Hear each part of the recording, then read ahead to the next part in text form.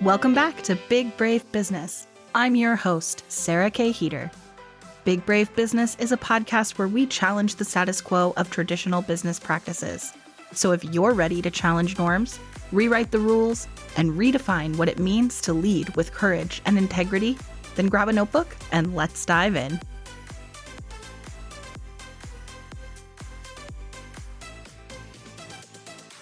Welcome back to Big Brave Business. I am thrilled to finally record. We have been chatting for like an hour and 10 minutes, and now we're finally recording. So love this for us. Okay, so my friend and another BU Brand Live attendee, we've been having a lot of BU Brand Live conversations on this podcast.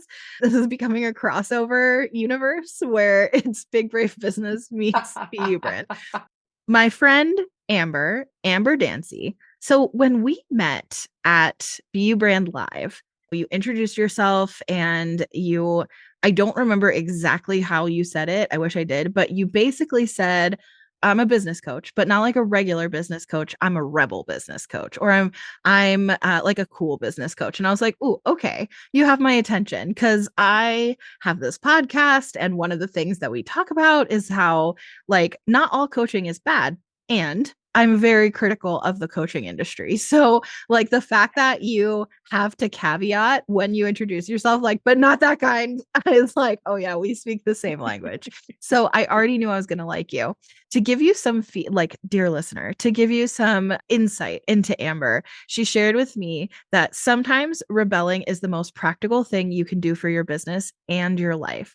Her mission is to transform standard business practices into human-first approaches to create safer team relationships and allow people to show up as their whole unique selves inside their businesses. So, systems that work for humans. She helps clients cut through the BS using the science of energy and the wisdom of human design to clear your vision so that your decisions are aligned with your unique energetic blueprint and your business systems and strategies are optimized for flow. So I love this part. She says, as we say at Practical Rebel, you get to do this however the fuck you want. And that is so much of the stuff that we talk about. And what I like about the way you've infused all of this is I know that your background is kind of traditional operations, that you have like all the way back into like military service and the corporate world. You have actual operations, knowledge, experience, credentials. And then you also are like, hey, I'm not coming for you about your energetic woo-woo shit. I'm on board with that too. Like, let's blend all of these things together. So I love that about you. And welcome to the podcast officially, finally, Amber. I'm so excited to be here. Absolutely so excited to be here. And here's the truth of it, right? Like we have been told, I think for years, like these two, the energy and the practicality get put in like two different boxes. Like we can't seem to focus on both at the same time. And the truth is it is both, because as human beings, we are both. We operate in energy and we like need practical, like down to earth embodiment techniques to do things. Sometimes we need accountability. Sometimes I just need someone to fucking tell me what to do today. Like that happens.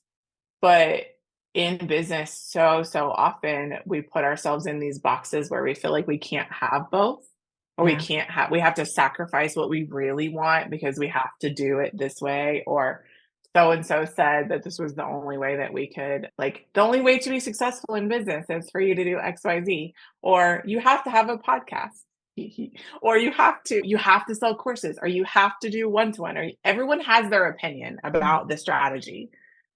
And the thing about it is that all strategy works. There's no strategy that doesn't work. They don't all work for you. They don't all work for your business. They don't all work for your life or your team or your clients. Those are where the humans come into it. And we spend a lot of time trying to like stuff things into these boxes instead of going, what would bring me joy? What would light me up? What would feel really damn good for me? And then how do I actually get that to work inside my business? Oh, and what lights up my team? What makes my team feel really good? Mhm. What lights up my clients? What makes them feel really good? What are the ways they want to operate within my systems? How do they want to be sold to, talked to, communicated with inside my processes? So is my team actually doing what they're excited about, what lights them up every day? People aren't having those conversations. Yeah. I've said it before, but you're gonna hear me say it a lot, which is if anybody tells you other than a lawyer, if anybody tells you that you have to do something in your business, they're Yeah, selling you something. And as someone 100%. who sells something, I Mhm. because I have a business, I would never tell someone they have to have a podcast. I have Right. said if you are making a marketing plan and you don't account for audio content, you are leaving money on the table. You are like there that has to be a consideration when you're thinking about your marketing strategy, even if what Mhm. you decide is, I don't have the bandwidth to do this, which is your prerogative to decide, right? Or it's not a priority to Right. me. Just like you could make that choice about showing your face on video, you could make that choice about email Mhm. marketing, you could make, like, yeah, you could make that choice. All those things are important. And also, we're just people with limited energy and bandwidth and time, and you can only do what you can do. So if you choose to not do it, that is obviously your prerogative. But when you're thinking about Mhm. what you want your marketing strategy to be, yes, you should consider how audio content can fit into that. That does not have to mean a podcast, but you Right. should consider how it fits into that strategy. So I'm totally Mhm. with you on the have to. And I love that you also, of course, we've talked about this. My background's also in operations, so we can geek out about this, especially from a leadership perspective. Of Mhm. operations includes the people, it includes the team, it includes Yes. that is a My system gosh. as how your team is working together. That is a system in your business, and I think that does Yeah. get neglected a lot in entrepreneurship and small business, and it's something that's like maybe over discussed in the corporate world. So you kind of have like Mhm. the two extremes. Yeah. Yeah. Well, I think that in like the small business world, the thing about operations, even just using or choosing to use the word operations, is that most business owners, so thinking online business owners, coaches, consultants, service providers, most of the time, depending on what your background is and how like what type of role maybe you worked in corporate, the word operations is like this foreign thing that doesn't quite make sense. Or it's synonymous with complex, or it's synonymous with it doesn't bring in cash flow, it doesn't bring in money, Just gonna cost money. Yeah. it's going to cost money. Yeah. Or people are like, "Oh, systems. Oh my God." Like that just makes my head want to explode. I just want it to be simple. I hear that a lot. I just want it to be simple. Well, even simplicity is a system, y'all. Like operations is a combination of like operations is how you do get things done in your business. Everything you do is operations. Whether we're talking marketing, whether we're talking sales, whether we're talking delivery, whether we're talking internal team communication, external team communication or external communication with clients, vendors, contractors, it's all operations. There's no because we still have to know how we get leads. We still have to know how to set up our systems. We Yeah. still have to know how things get done. So And what do there's you human think beings that do that. what do you think the reason is that people are averse to wanting to discuss operations and systems? I think they don't understand it.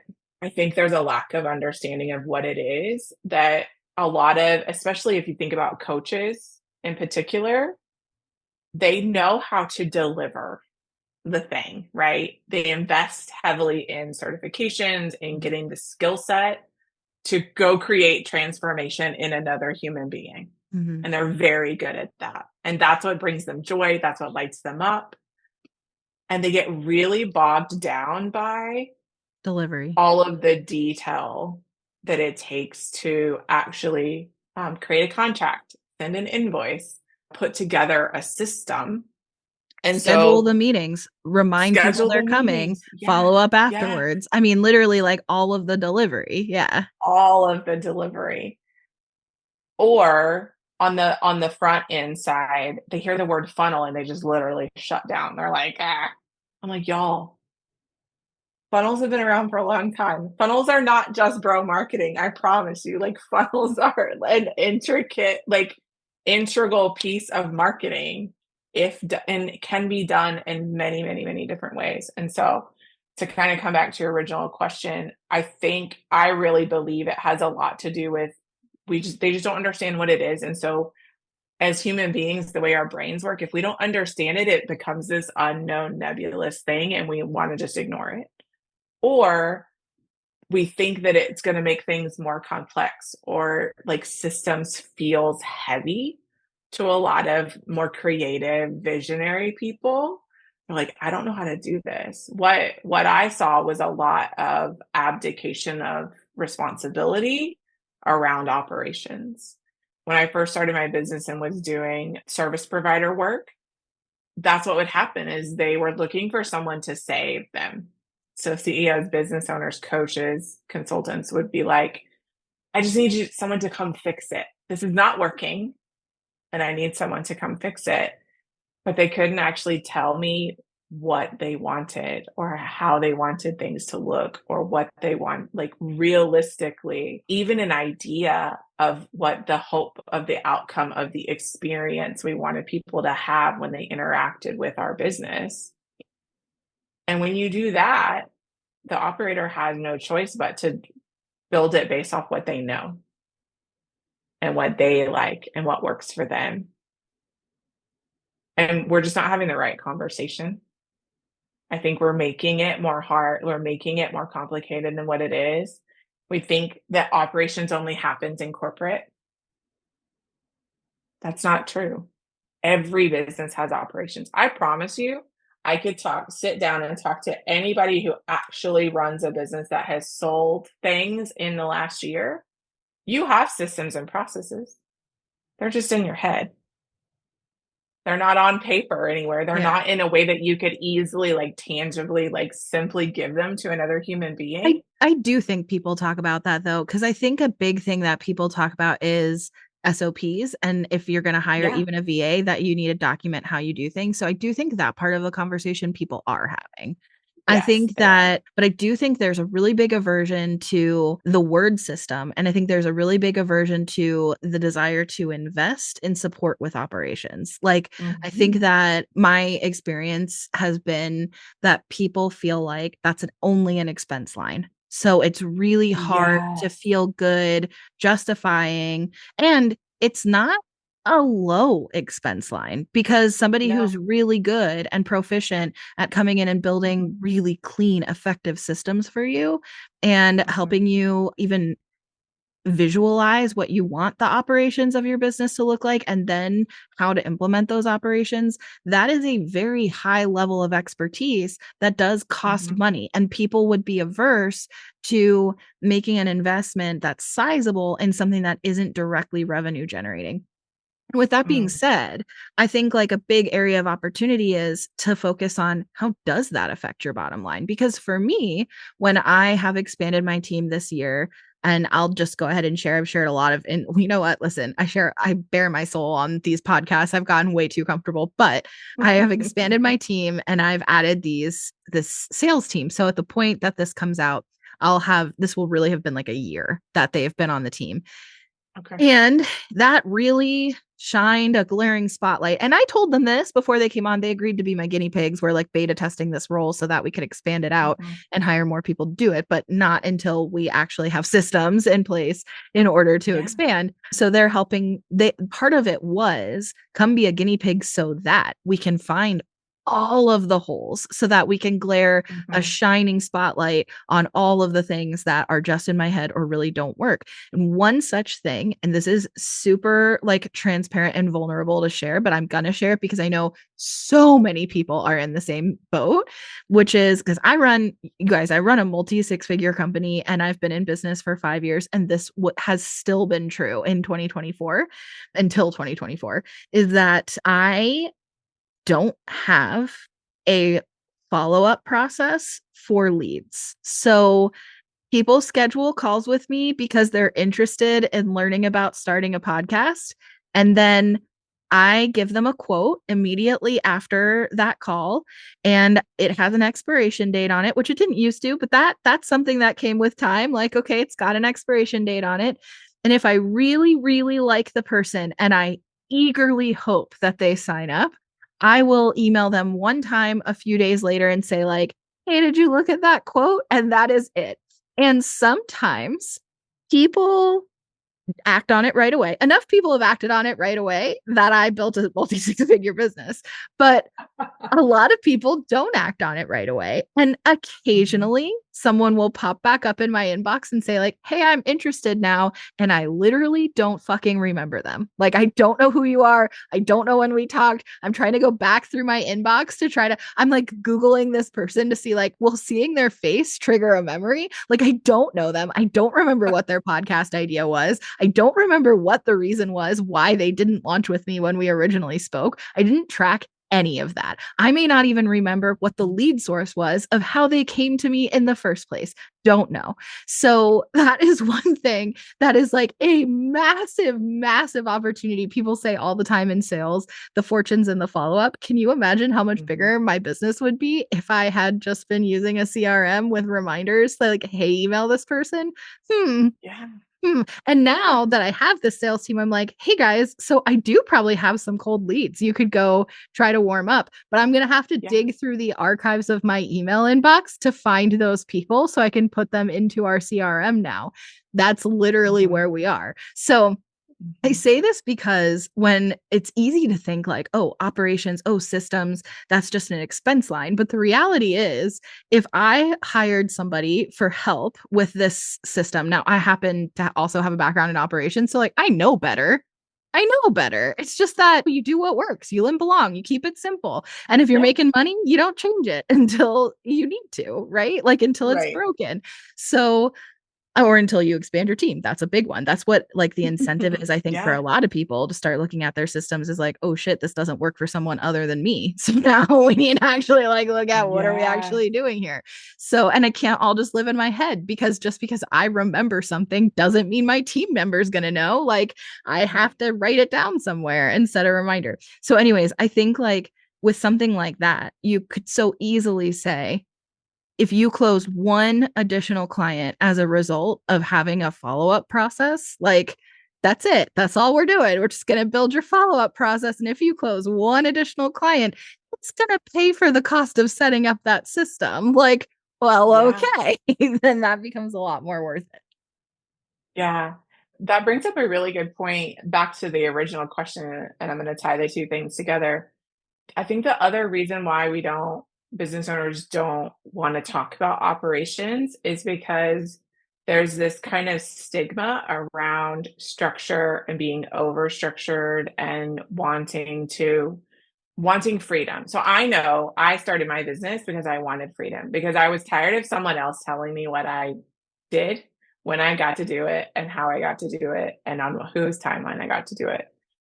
And so when we talk about systems, structure, operations, a lot of times it feels like they're going to be restricted.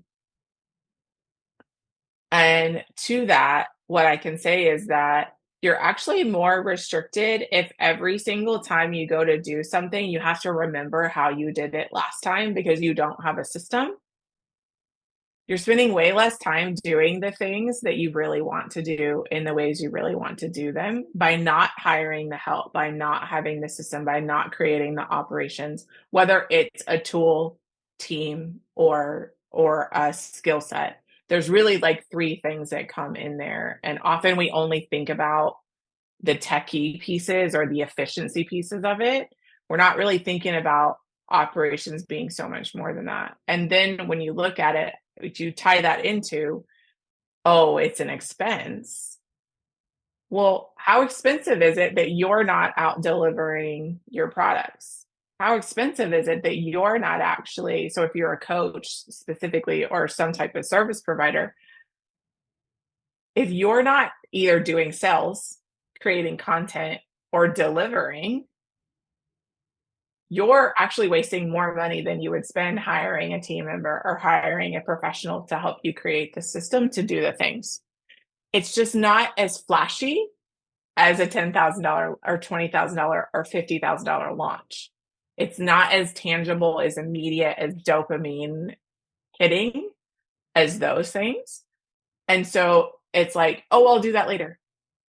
Oh, I'll do that when I hit the next level. Oh, I'll invest in operations when I get to the next level. And here's what I know. Here's what I've seen over both my years in online business and in corporate is that your business has its own capacity. And when you're working and you're filling and you're like hustling to kind of make those first six figures in particular, you're operating mostly off of your personal capacity and potentially maybe like that of a very part-time team member. And at some point, you are not going to be able to call in more clients, do more delivery, make more money because your business cannot support the delivery of anything else until you've developed its capacity. And so there's this shift that has to happen between you touched on it, right? This isn't about just working for me anymore. This is also about needing to work for other people. And what happens is that they hit this wall and an inability to actually call in, deliver, like, and this is where we kind of cross over from the practical to like the woo-ish side. But energetically speaking, it's really hard to sell and to get someone to say yes to you if you're fearful that you can't deliver on what you're selling. If you know in your heart of hearts that your systems cannot support whatever level of system you have in place right now, if you're like secretly going, holy shit, I have no idea where I'm going to put this person, if I have enough time to actually deliver to this person, or I don't even know, like it's going to take me longer to onboard this person than it is to like do things to get to the work.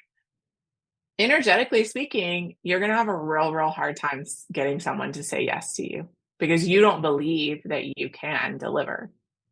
Yeah, I think that's so true. And I would add to that, the all of us who are working with clients care about the client experience being positive. Yes. I want my Yes. clients to have a great experience. So when someone signs on with me to launch a show, I want the launch to feel easy. I want it to Mhm. feel empowering. Mhm. I want them to feel so grateful because I helped them get their voice into the world, which is something they wanted to make happen. And then we go into the monthly services part where I want to be retained, right? Like I want them to Mhm. have such a high level of experience that they are going to say, I would literally never work with another podcast producer other than you. Like, this is where I Yeah. want to be. This team takes such great care of me. Not only would I recommend them to other people, but I literally wouldn't Mhm. work with anyone else because the reality is that there are podcast managers, editors, whatever at this point are a Mhm. dime a dozen. And that was not true when I started my company, but it is No. absolutely true now. And I think that the reality is if what you're looking for is editing, podcast editing, you can get that anywhere. And honestly, Yeah. there's a million people that would probably be a decent experience. So if you're going to choose me and you're going to pay me a US rate, then I want to make sure that it's a decision that you always feel good about. It's a decision that you Mhm. always feel like this is where I want to be. I know there are other options. It doesn't matter that there are other options because I'm Yeah. so happy with my choice, right? Just like Mhm. we have brand loyalty to things where it's like there may be all kinds of dish soap, there may be all kinds of laundry detergent, there may be all kinds of toothpaste, but if you find one that like, this is good, I like it, it's in my budget, I'm fine with it. There may be cheaper ones, there may be better ones, it doesn't matter because I feel good about this. So then when I go to the Yeah. store, I'm not looking at the whole wall of laundry detergent. I'm literally just going to pick the bottle that's familiar because I already know I like it. It doesn't matter. Yeah. Right. Like, so I want to Yeah. create that level of like, you had a good enough experience that I've just built some brand loyalty that this is what I want. And so in order to protect that client experience, I have to be Mhm. thinking about the systems in that. And to me, Amber, this is fancy dancy, as you will now be known in our friendship. This is this is what I thought I was going to get from a business coaching relationship. So when I hired a business coach a couple Oh, of years ago, okay. I thought you were not you, I didn't know you, the Yeah. proverbial you. I thought you Yeah. were going to coach me about my business. Like, I thought that's what we were doing here. Imagine that. That's Interesting. what I Imagine that. expected to get. So I What feel actually like, happened? mm, well, honestly, there's a whole explanation to this Yeah. about this particular experience. But honestly, largely what happened is I would show up and she would say, "What do you want to talk about today?" And I would sort of just talk about whatever was going on with Yeah. me, could be life, could be business, whatever. And then she Mhm. would share some thoughts or resources. And sometimes, if I really was directed, and I had never had a one on one business coach before, so I didn't know what to expect Mhm. or what to ask for or what I was Mhm. supposed to bring. Right. And I think Mhm. that's something too that, like, she was sort of, and you'll hear people say this in coaching, like, you need to know what you want to get out of it. Okay, well, I'd never had a business coach. I didn't know what I wanted a business. That's like, I don't know. And like, I don't know what I want. So I didn't know Yeah. what to bring. I didn't know what to bring up to her. And she was like, unlimited Mhm. Voxer access. She only answered during business hours or whatever, but she was like, Mhm. but unlimited. And I'm like, I don't even know what I would Vox you about. Like, what am I going to send you? I don't know. Hey, I had Yeah. Cheerios today. Like, I don't, what am I supposed to say? So, like, that didn't Mhm. ever like it's not that I didn't want a Voxer. I just didn't know what I was supposed to be sharing. So then when I would show up to these and I would kind of talk about stuff, sometimes she would give me, Mhm. sorry, I feel like I'm yelling. Sometimes she would give me some like tasks or some homework, like, okay, this is what I want you to do, this is what I want you to work on. In Mhm. particular, we did some like, I specifically remember this one because I was so disappointed by the outcome, but she we uncovered some money story stuff. And I Mhm. was like, and honestly, it's not that she uncovered it in this situation. I said, I'm reading this Mhm. book about your relationship with money, and here's some stuff it's brought up for me. And she's like, oh, cool. Like, let's talk about this. So we Uh-huh. started working through some stuff. One of the things that I really was struggling with is like this whole idea, and this is a common one, that money is the root of Mhm. all evil. Like, Yeah. being rich is inherently bad. So, like, Mhm. how do I deal with that? Now, interestingly, I got better money coaching from my partner than I did from my business coach, which we can talk about if you want. But basically, she said my homework was to find role models who are rich people who are doing really good things with their money, and that I should Yeah. spend the time in between our sessions doing some research on people who make a lot of money but are doing really good things with their money, so that I could feel good about the fact that if I had more money, I would do good things with it and that it wouldn't make me inherently bad to have money. Now, this is not a bad exercise. And no No. objection. And I learned some interesting stuff. Nobody really felt like a role model to me though. Like, first of all, what do you Mhm. Google? Rich ladies? Like, that's weird. So then women who make lots of money but are good. Like, Yeah. what? So Yeah. I tried looking for like the like biggest philanthropists in the world and like who's Mhm. giving the most money away. And I did find some pretty like cool things there. Mhm. That's fine. There was still something that felt icky. And I didn't know, what is this ick? Mm. Like, what is this ick that I feel? So, Mhm. anyways, I came back to the next session and I had my notes with me. Like, I had taken notes on these people and Mhm. like I had this whole idea, like they're not. I'm like, okay, I did my homework, and she's like, haha, what do you mean your homework? And I'm like, well, you told me that this is what I should focus on, and she's like, oh, good. And how'd that feel? And I was like, well, I don't know, some stuff came up for me, so I don't know, like, what's the next step in this exercise? And she's like, what do you mean? What do you mean? She didn't even remember giving me the assignment. So it was like, oh, well, I Yeah. mean, so then there were a lot of things in her systems that probably could have been better because her delivery could Yeah. have been better, right? And it's not that she isn't a Exactly. good coach. It's not that she couldn't help me. She did help me. No. And I made far and away more money back from that coaching relation, like as a result of working with Mhm. her, because she became my client for a while and she referred people to me. So just directly, Ah. like, I literally Yeah. made money from that relationship, and it built Mhm. trust because she knew me and she knew my ethics and she knew like my work quality. So she was willing to work with me and refer people to me. So it was not for nothing. It was a really expensive networking relationship, but I mean, it did end up paying dividends. Yeah. So if you want to like literally like track an ROI, yes, it was there. Now, Mhm. I didn't get business help. Like, Yeah, I think there's a bit of a lacking skill set might be the word I might use here, or sort of a misnomer about what a business coach actually is or does or what their experience actually is. So, what I have experienced personally is that most of the time, business coaches are really successful coaches. Like they have a skill set of coaching and they understand sort of some high level business aspects. Often it leans towards sales and marketing, Yes. so front end things in Yes. business. And they're able to kind of help you with what they've done, what they've personally experienced in their business, and potentially have some like overlap from depending on how many years they've been coaching and how many other people they have talked to. But what and this I'm going to toot my own horn here because this is what makes me different, and you brought it up, you touched on it in the beginning. I have physically been inside many, many, many types of businesses and many, many different types of ways. The relationship you're talking about is a bit more surface level than what I expect from a business coach, right?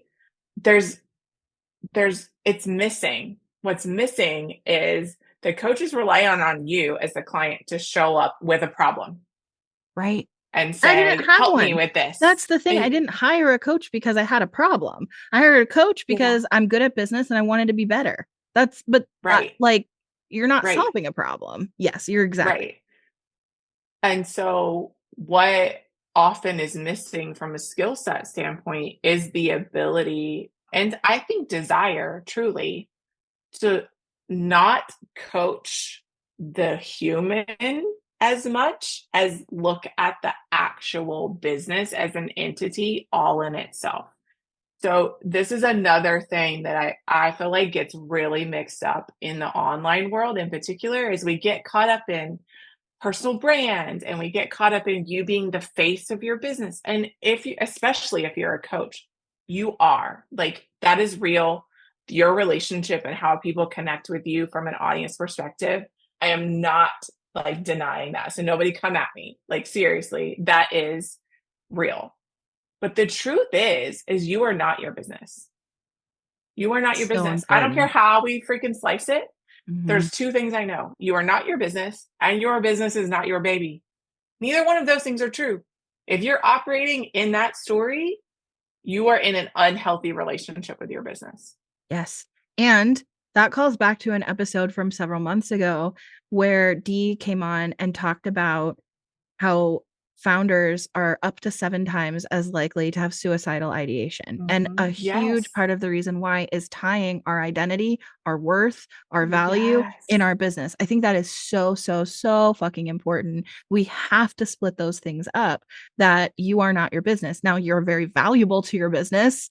Maybe your business Yes. could not run or operate or exist without you. Maybe you are fundamental in the marketing and delivery of your business, but Yes. your business is not you. It is its own thing. I really, really appreciate that distinction.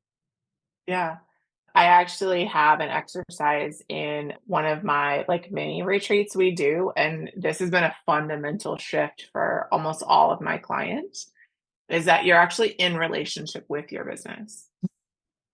So if you start considering that you as a human being and your business are two completely separate entities and you are in relationship with one another, almost as if, you're married or in a love, what's the word I want to use here? Like an Um, intimate a relationship. romantic, intimate Yeah. relationship. Yes, thank you.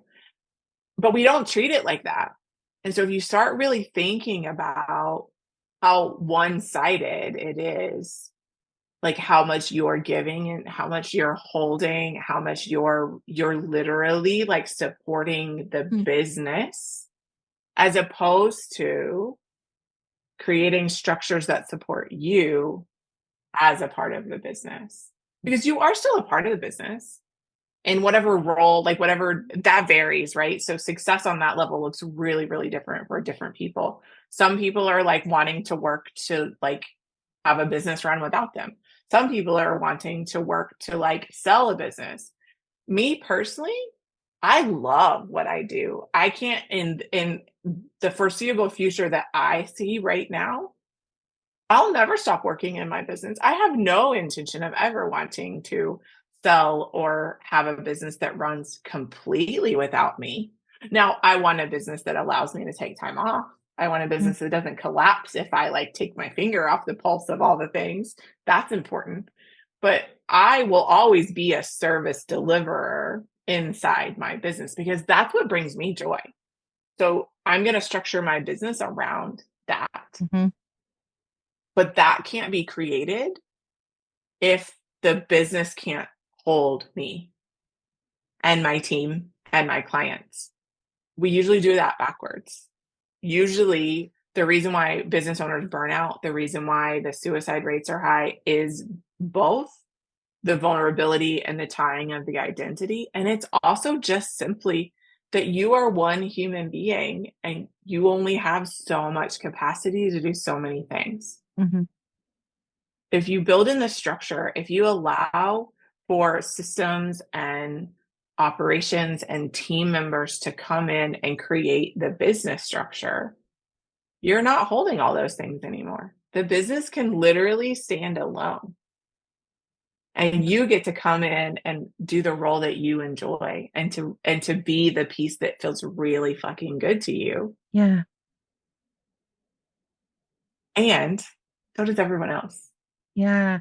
No, I love that. It's interesting. I think a couple things are coming up for me with this analogy that you said. And one is that in a romantic relationship, you would want the other person you're in relationship with, your partner, so to speak, you would want them to have a life outside of you. You wouldn't want them to be Yes, dependent on you. You don't want that to be codependent exactly. in either direction.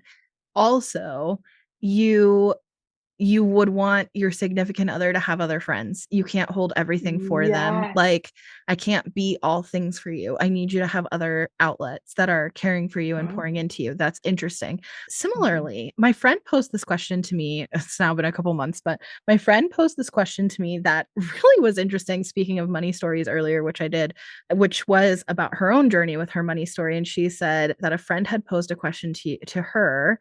I don't know where this originated from, but it's, would your money want to fuck you? Is the original question. And what she and I ended up Love having a this. conversation about is like, really, Mhm. would your money, what kind of relationship do you have with your money? Similarly, thinking of Yes. it as this entity, right? This separate Yes. thing from you. And I said, you know what? My money and I have come a long way. But I Mhm. think at this point, if I'm really being honest, yeah, money wants to fuck me. We can have a great time, Yeah. but money knows that I am here for a good time, not a long time. Money Ooh. doesn't know it can depend on me, and I don't know that I can depend on it for a long-term secure Mhm. situation. So Mhm. but we're here for a good time, my friend. My money and I have a good time together. That is Yeah. true. So I can feel that about money. And that's interesting. That was an interesting thought exercise for me to do with money. But now to be able to kind of have the same question of like, what about your business? Because I want to Yeah. have kind of like the five love languages. Like I want to have quality time with my business. I love it. I want to do acts of Yes. service for my business. Like I want, but Well, I love this. also I need to be my own person. Sometimes I need space. Sometimes I need Mhm. rest. I also need other outlets other than just my business. Like that for Yeah. sure. Just like my business needs other people besides me to hold some things for it. I also need other things other than my business. I need other creative outlets. I Yeah. need other ways to cope with things. I need other sources of Mhm. socialization. I need like they can't all Yes. be in my business. And that is something No. that there have been seasons of my business already just in these 5 years where that has been true. Mhm. That's fucking interesting, Amber. It really is, and I love that question. Maybe I'm gonna start using that, except for we'll talk about it as your business, but that's the thing, right? So, is it codependent? Would your business wanna date you? Would you wanna date your business? If you're really thinking about how you're showing up in Yeah, how relationship would you together. classify it? Because dating is different Yeah. than marriage, right? Like and Yes. and even marriage, there's the potential for divorce. So, like, what is that? Are you in life partnership with your business? Is this just a casual thing? Are you Right. starting something? Like, where are you? I feel like my business and I are building a life together. And so far, it's been Mm. wonderful and fun and magical. But like, we have such a long road ahead of us that looks so fun and exciting. And we both know we'll be okay without each other if that's where it ends up going. Like we both know we'll be okay. Like that's Right? genuinely where I feel like I am with my business. We're having a great Yeah. time and we're building something great. And when you start really like defining that and paying attention to it, shit comes out of this. When we start Mhm. having this conversation, when we start really digging into what is your relationship with your business and what relationship do you want to be in with your business and what do you want that to look like? What do you want that to feel like? How do you want to show up? Are your needs being met? Are their needs being met? Like all of this is not conversation we're having because we've literally enmeshed it like you and your business are not separate entities most of the time. And I just have this like huge desire to want for people to really allow themselves to look at it, to play with it, to be aware of it, to ask the questions, to think about what that relationship looks like. What do you want it to look like? What do you want to experience? You know, are you in a codependent relationship? Does it feel good? Like, if your business were a human being, would you want to be in relationship with it? The way that it's structured right now? The biggest difference though, and the thing to know about this is like, if you sort of identify that you're not in the relationship you want to be having with your business, unlike another human being, you do have the ability to change what's going on in your business. Yeah. Like, if you were in partnership with a real human being, you have very little control over whether that entity changes, right? That True. human being Right. makes change. You can influence, you can have conversation, you can ask for your needs to be met, but like you can't make them change. True. In And you your business, can. you Yes. can. Yes. You can change, but you have to be willing to look at the things you're not looking at. You have to be willing to go, oh, maybe I wouldn't want to fuck my business right now. Maybe my business would not want to fuck me right now with the way that we're acting, right? That man, Like, that's a big one though, actually, is the reverse. How does your mhm. business feel about you? Right. And I did that with money, Yes, right? Because I was like, yes, money knows that I'm here for a good time, not a long time. Money doesn't know it can count on me. Right. Like that's what I yes. did with the money conversation is I was like, ooh, how do I show up for money? Because I don't trust money and it knows it. There you go. Right? Like Yeah. I don't trust myself around money. That's giving off a certain energy, right? And I think you could do the same thing with your business Yes. where it's like, how am I showing up in my business? Am I needy and Mhm. dependent? Am I coming off desperate? Like Yes. am Oh I my gosh. disrespecting it? And am I treating it like it's not a long-term thing? Like there's so many things there in looking at, and this would be true for like some couples counseling too. I'm Great. not a therapist. That's not advice. But if I like, am I showing up as the person I want to be in my business Mhm. and the way that my business deserves to have me? And part of that means Yes. rest. Are you well rested? Are you walking away? Mhm. Are you taking a break? And do you respect it? Do you respect what you're trying to build, what you say it is, what you say Mhm. you want it to be? Mhm. There's a lot of interesting questions there. I think this is a very fascinating exercise. I'm interested to hear from people, anybody who's listening to this episode. Mhm. Very Me interested to hear too. like what's coming up for you. What kind of relationship do you have with your business and with money? Because I shared mine. I'm curious, Amber. I guess I shared both. Mine with Yeah. money and mine with my business. Will you share? What Yes. relationship are you in right now? Not like Right now. Mhm. necessarily where you want to be or whatever, but like right Mhm. now, what is your relationship with either one or both? Money and your Okay. business. So if we were gonna do money, and I'm doing some money work right now because I do think that Aren't we fundamentally all? that like, this is just part of our journey as business owners. I would say that my relationship with money right now is feeling a little tenuous, meaning I know I can make the money. I know that I can trust the money to come in, but it's like I can't trust the money to stay. So maybe it's not like having a good time, but it's rather like I desire a longer term relationship and we're operating like we're just out here swiping on the freaking apps. Like that's what's happening with me and money right now. As far as my business goes, I'm like I'm in a very committed long-term relationship with my business, and that feels so good, and also, that doesn't negate that there's work that needs to be done. Like, that doesn't negate like, both my business and I see where we're headed, like, we're both on the same page about where we're going, And also, we know that there's work that needs to be done in order for us to get to where we desire to go in our business because sometimes right now things feel shaky. I will be completely honest and vulnerable and say that, especially in my line of work, but I think in most lines of work, it's really hard to take your own medicine sometimes. It's really hard to like when you're an operations person, it can be really hard to focus on Working on your your own own stuff is the operations. hardest Work for sure. that's Yeah. the hardest. So I'm in a season of my business right now where sustainability and solidity are what I need as a human being and what the foundations that need to be put in for my business to continue to grow and to get to the next level. And so actually slowing down where like most people right now at the time of this recording, I don't actually know when this is going to go live. It's almost Thanksgiving, right? So everyone's thinking Black Friday deals and like there's like this big shift to like hustle. I don't do that this time of year. I like very rarely do Black Friday deals. I really like allow myself more space this time of year because I like to dream and I like to take afternoon naps and I like to let myself be creative and like sink into what winter time is really like meant to be cyclically. And so I'm kind of pulling back and going, okay, what what would feel sustainable? Like, what would it look like to commit to long term containers? What would it look like to allow myself a little bit of space to put in the systems that I often have either built or consulted for other people to put in so that my business can continue to grow? And so that's the kind of season where I'm at in my business is what does it look like to do my own work in this way and grow in this way. And I feel like my business and I are both like, that feels really good.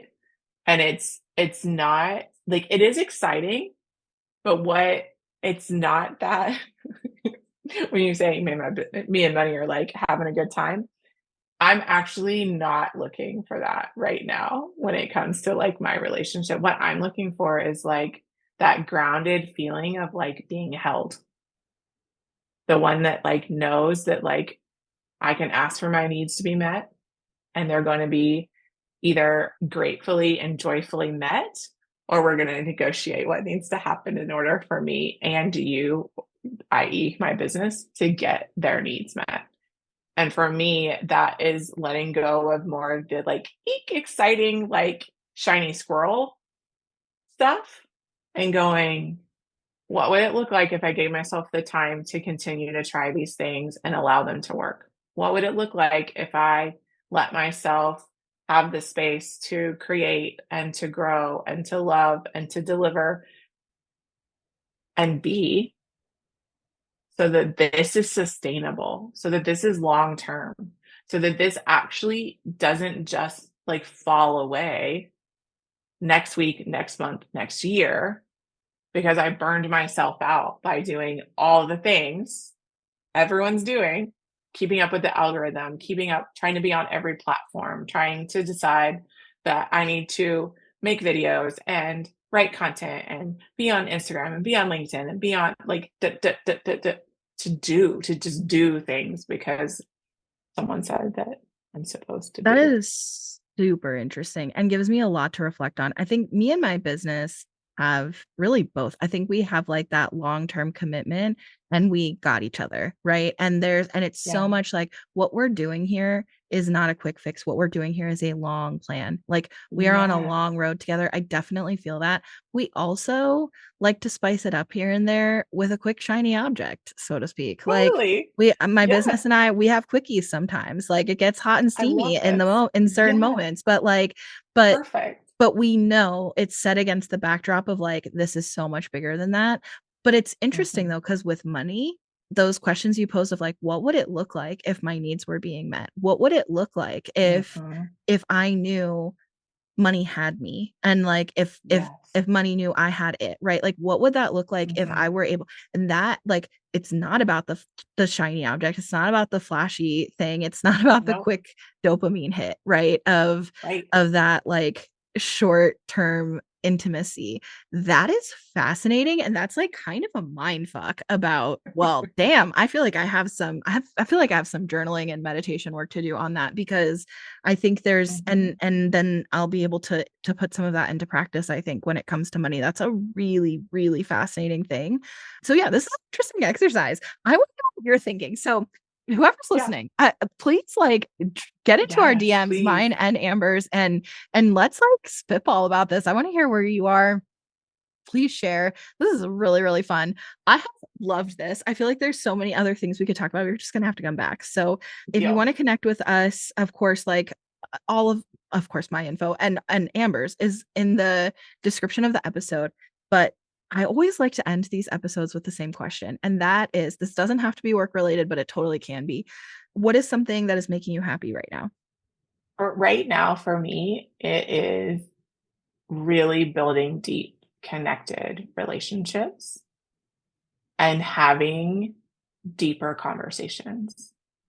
Because I feel like maybe I'm just not in it for the quickie at this point in any of my relationships. I mean, that's fun occasionally, and also There's seasons of life. Listen, there are seasons of life. that's completely And legitimate. realistically, I just really want to I want to like blow people's minds. I want to have people go, no one's asked me that question before, because we're not having the conversations. Mm. And why I feel so strongly about that is that's where the shame and the blame and the really nasty feelings build and get they dig their roots in when we're not talking about it. Like, you are a multi six-figure business owner who's still doing money work, Yes, definitely. right? Yeah. Right? Like, here I am talking about, like, I have worked inside 6 and 7-figure businesses, Yes. and yet if somebody wanted to come audit my systems now today, you might go, like, this lady does operations, right? Not all my systems are like that, but there's pieces of it, right? So, but we're not having the conversations. We're not allowing ourselves to just be really vulnerable and get below the, how are you? How's the weather? Oh, right, I'm good. And really dig in and go, yeah, this is what's really going on in my life. Yeah, And being this it is brave. what's really like, yeah, I being, am. yeah, That's what I'm doing. yeah, yes, you are doing. You are That's one of doing. my favorite things about this podcast is like, and in this Yeah. case, you and I are already friends, but sometimes I'll like Hmm. get on calls with people that I literally just met and I'm like, let's bare our souls. And here I am, like, I'll show you mine, you show me yours, right? Like, and so, and usually people go for it. And at the end, I've had people say to me, like, well, damn, we like really just went in. Like, that was really vulnerable, but you just made it feel easy. And I'm like, oh yeah, that's what I'm Yes, here you for. did. Like, That's what I we're do. going deep. Yeah, I love that. Okay. Yeah. So let's see. Something that is making me happy right now. I feel like I Mhm. should do something work related because it's always, I feel like it's almost Mm. always personal.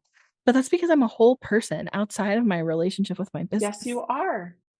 Something that's making me happy with work right now is that I shared on this podcast in July, which is crazy because that was like a while ago, that I did what I called a bare minimum July. And I'm also doing that this winter. So bare minimum Mm. November, December, which is part of the reason why you mentioned we're recording this. It's before Thanksgiving. It's not coming out until February. That's a plan Yeah. so that I can do bare minimum through the holidays.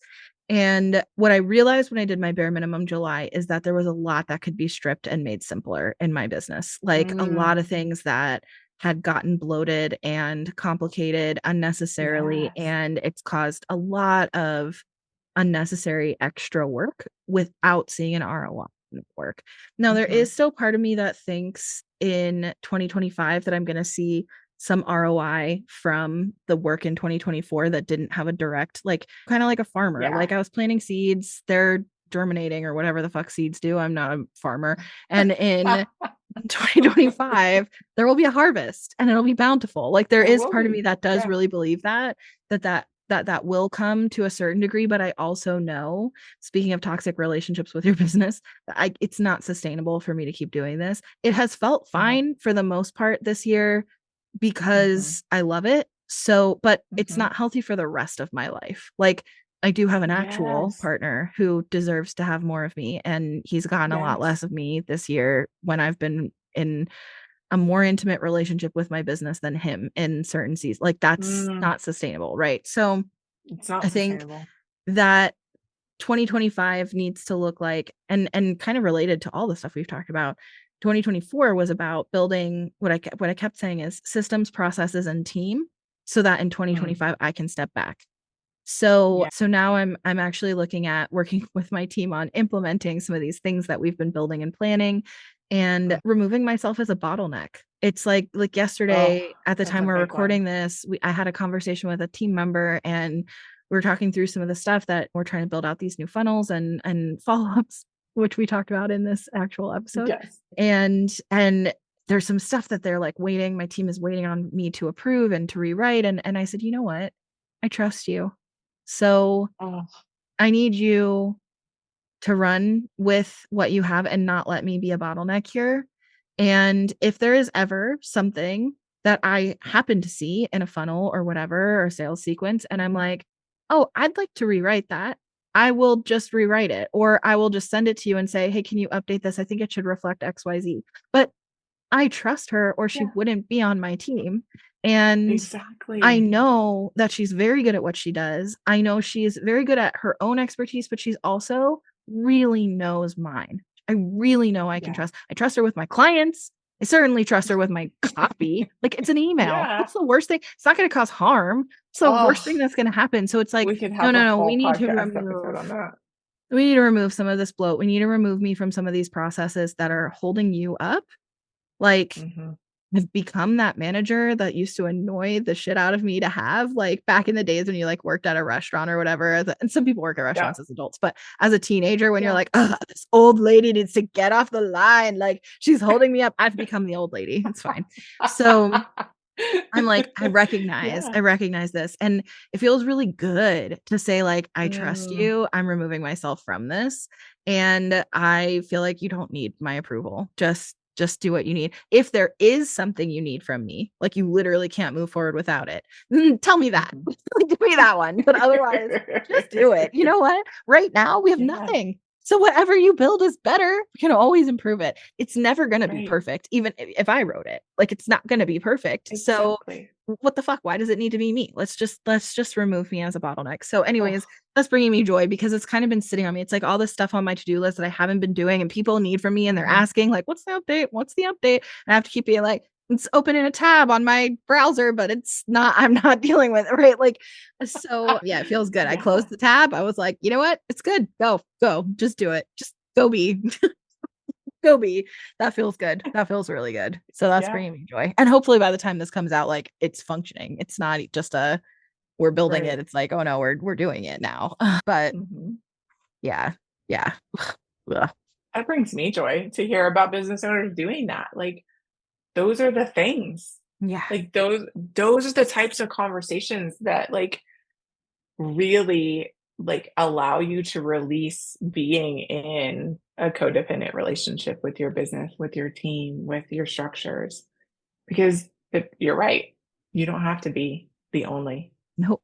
I can It feels trust her with really my good when you business. let that go. Yeah. Yeah.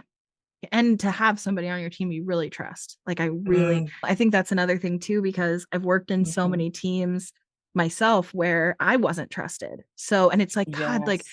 if you would just trust me, there's so much more I could do to contribute value. Mhm, And not mhm. having that trust from the person who's leading that team is infuriating. So to Yes. have built a team that I trust, and I wouldn't have built this team if I didn't trust them. So I do, and Right. they've been on my team for a year now. Like, so they very much know what they're doing. Like, Yeah. just let them go and know that of course it's not going to be perfect. It wouldn't be perfect even if I had done it. That's fine.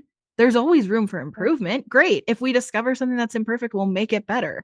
But in the meantime, at least we make progress. We just need to move forward. So yeah, I think that Yeah. just all it all feels really, really good. It feels really good to know this is releasing like the pressure. It's like boom, now it can all just go. And then also, I'm sure it felt good for her too. It feels good for me, feels good for her. Oh, I'm Like sure. just move forward. So, Yeah. anyways, thank you so much for being here. We've talked for like an hour and I loved it. And I feel like it's just exemplary of we need to do this again. And I want to re-emphasize here because Amber is going through some of her own coaching where she is redefining some terms and coming, but to me, and we were talking about this before we hit record, one of the reasons I personally advocate that you should keep coach in your title, but you may or may not have Yes. it in your title at the time that this airs, and that's totally fair.